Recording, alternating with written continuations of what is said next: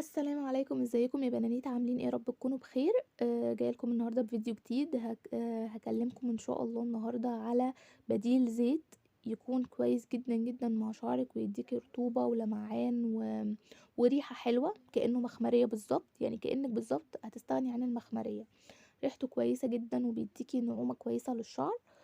وفي نفس الوقت سعره على قد الإيد، مش هتصرفي خزعبلات الجنيهات عليه يعني، مش زي بدايل الزيت التانية. أقل بديل زيت دلوقتي مش هتجيبيه أقل من 60 70، وبتوصل كمان ل100 جنيه، وخصوصا بعد الأسعار اللي زادت دي. فأنا حبيت أكلمكم النهاردة على البديل الزيت دوت وأقول لكم تجربتي معاه، وإن شاء الله يعجبكم والفيديو يكون خفيف كده على قلبكم. بس يا ريت قبل ما نبدأ، لو لسه أول مرة تشوفيني، يا ريت تعملي سبسكرايب للشانل إن شاء الله لو الفيديو عجبك، عشان يوصلك كل الفيديوهات اللي أنا بنزلها. أنا على طول بعمل ريفيوهات عن المنتجات الميك اب والعناية بالبشرة والشعر، والوصفات للبشرة والشعر برضو، بحيث ان احنا نستخدم اقل فلوس عندنا، او نجيب منتجات يعتبر ارخص حاجة وفي نفس الوقت تدينا افكت كويس جدا، ومقارب بنسبة على الاقل 80 90% من المنتجات الغالية. طيب نبدأ بقى الفيديو النهاردة يا بنات. أنا النهاردة هكلمكم على بديل الزيت بتاع سانسلك. طبعا أنا كنت في الأول بستخدم بديل الزيت بتاع بنتين، جربته وبدايل زيت كتير جدا جدا جربتها بصراحة. بس كانت بتبقى غالية، وفي نفس الوقت كنت بحس ان هي، يعني بحسها عارفة بتهيش الشعر كده، يعني هي بتدينا ريحة حلوة وتحس ان انتي شعرك مبلول كده، بس بعد شوية بلاقي شعري هش.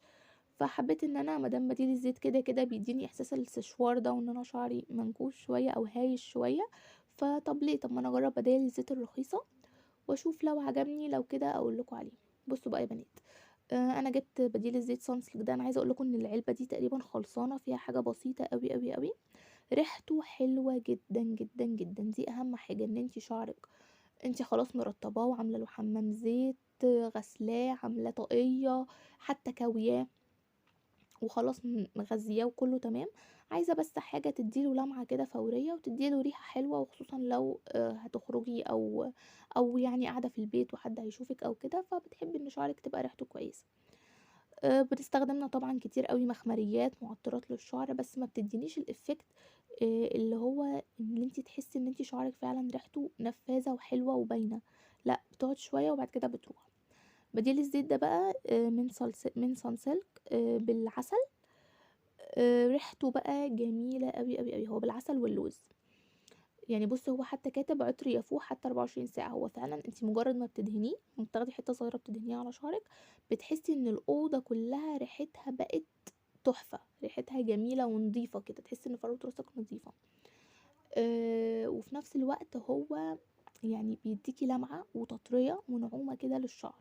وطبعا يا جماعة زي ما قلنا كل مرة، كل واحدة على حسب شعرها، مش كل الناس بيليق معاهم نفس الحاجات.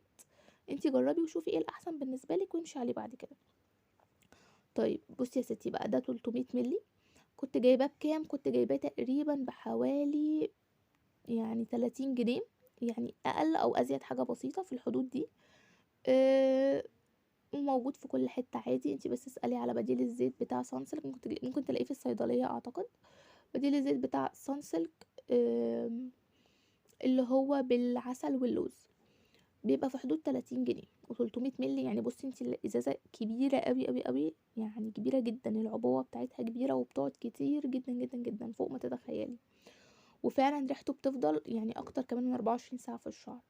بنستخدمه ازاي بقى يا حلوين؟ بصي بقى، حاجة سهلة قوي. شعرك لو مندي، يعني بعد ما استحميتي بشوية، شعرك يعني ناشف، عملتيه بقى، نشفتيه، عملتيه استشوار، عملتيه طاقية، ايا كان، عايزة تديله بس ريحة حلوة، بتاخدي شوية كده على ايدك وتدعكيهم في ايديكي كويس، وتقومي موزعاه على شعرك.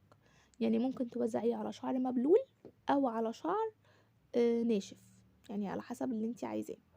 الطريقة الأولانية عجباني أكتر، ممكن تستخدميه كماسك. بيقولك إن انتي بتستخدميه مرة في الأسبوع وتوزعيه على الشعر كويس قوي، وتسيبيه نص ساعة وبعد كده تغسليه بمية. دي طريقة أنا بصراحة بحب الطريقة الأولانية، وخصوصا بستخدمه كمخمرية أكتر.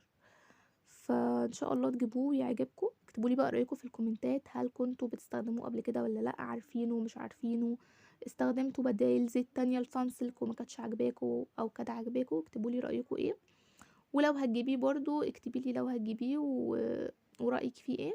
بيهمني دايمًا أقرا كومنتاتكم، بتفرق معايا أوي يا بنات. ما تنسوش بقى تعملوا لايك لو الفيديو عجبكم، وسبسكرايب لو أول مرة تشوفوني، وباحبكم جدًا، يالّا مع السلامة.